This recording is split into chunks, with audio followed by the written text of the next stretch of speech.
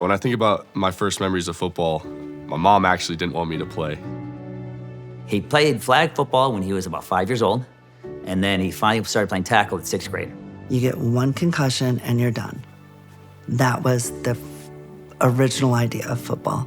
I was excited, but I had no idea what I was getting myself into. My Pee Wee team was not very good, but my dad had the rule of if you sign up and you get hit, you're doing it. If you want to quit after the season, that's fine, but you're not going to take one hit and be done. As a parent of a sports kid, you always hear the whining from the other parents of having to get up early and drive their kids to practice, waking their kid up. They can't find their stuff. They have to wash their things. I didn't have to do anything. His high school team practiced, I think, at 5 in the morning, and he was up and ready to go and one of the first ones there, and it comes from the love of the game, right? If you love to do something, you get up and do it. It was like, man, I think I can be pretty good at this, and I'm throwing the ball better than all these other kids in my area and kind of just in my element, and this might be my thing. When Kedon was a freshman, we had a conversation, and he said, Dad, I want to be a D1 quarterback. I said, okay then. My goal then is to do everything I can do to help you be a D1 quarterback, and your job is school and football, to prepare to do everything you can do to be that D1 quarterback. Going into my junior year, I started sending maybe videos or letters out to schools. Didn't hear back from anybody. Most of them came away impressed, but a lot of them weren't necessarily pulling the trigger with an offer for a scholarship. So a coach from USC came out to see Kedon play, which was, to me, very random because Kedon's team wasn't very good. And they saw him throw, and they offered him that day. We hope you will join our Trojan family. Sincerely, Clay Helton, head football coach. You get that? Yeah, I'd committed a week after I got my offer, but again, to me, I was like, this is a great opportunity. I believe in myself, I'm bet on myself, and I'll take it. When he first got to USC, no one expected him to play. I don't think even the coaches expected him to play. Their starting quarterback the previous year was a freshman. It was the #1 rated quarterback in the country. And then they had 2 other highly rated quarterbacks on their roster. And so a question was, why would you go to USC when they already have all these guys there? And so when he got to USC, he just put his nose to the ground and grinded. And coming out of spring camp, he ended up finishing spring practice as the #2 quarterback behind the returning starter.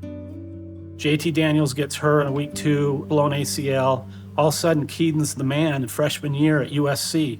You never want someone to get hurt so your kid can play. It was like, okay, so he's playing, and then you're scared because, wait a minute, he's not even supposed to play this game. And he's doing okay-ish. And then he's doing really good. It was an emotional roller coaster. I mean, talk about a marquee position at a marquee school. Has a great freshman year. Everything's going great for him, and he's the future. Things were really looking great at that point, to the point where going into sophomore year, the incumbent starter who got injured ended up transferring, realizing that Kedon was going to be the guy at that point. Well, that sophomore year was the COVID year.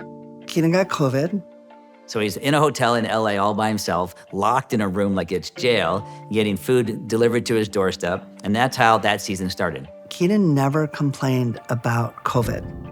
Kedon never complained about the season, even though it was super hard with everybody being out and we can practice, now we can't practice, and we can play, but we can't play. I think at least he had his team, and I think that helped him through quite a bit. And he actually played just as well or better than he did the first year, but he only got to play 5 games. Coming back to his junior year, he was still pretty highly touted. And was excited for what my last year would bring to me.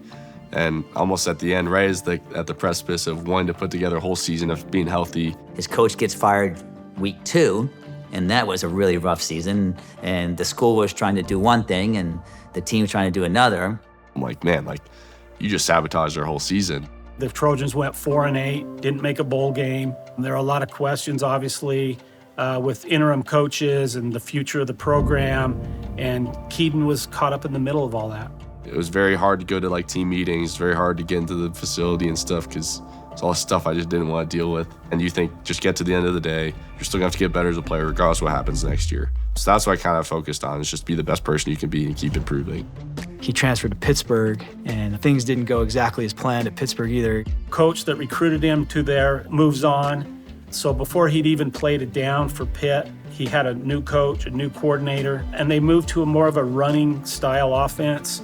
And so that had to be a jolt to his future plans and his system to go to a offense that basically didn't want to utilize him for his best skills. So then at that point, I kind of thought, if I have one more year left, I might as well just do it on my own terms in a place where, I can really have all the success I want and can't blame these external factors. As soon as his name appeared in the portal, I was there. The next day, I flew to Pittsburgh, met with them. And we talked for like 4 hours. And immediately, I knew this is a guy I'd love to play for. BYU came and said, this is what we want to do. You're the guy to do it. We know you can do this. Kedon's like, this is exactly what I want. But then the hesitancy is, will they do what they say they're going to do? And they have. Aaron Roderick is the first guy that actually recruited him as a player, had the relationship as a recruit coach, is actually still going to coach him during that season. For a guy that's accomplished as much as he has already, he was not entitled at all. He didn't ask us about how much NIL money he was going to make.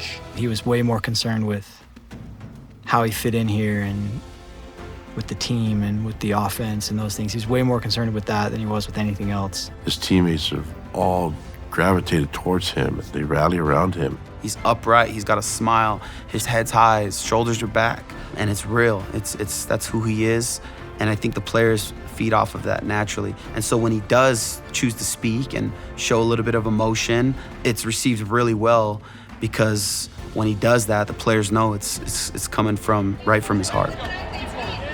I'm excited for him, and I hope he gets what he wants this year, and I hope he gets the accomplishments that he wants, but I'm really proud of what he's already done. There's times in the past couple of years where I wasn't super happy coming out to play football. Now I'm having fun again playing the game, and I'm around people I love and trust and want to play the game with and in the foxhole with. So I'm looking forward to a lot of success, but also I'm looking forward to having a lot of fun doing it.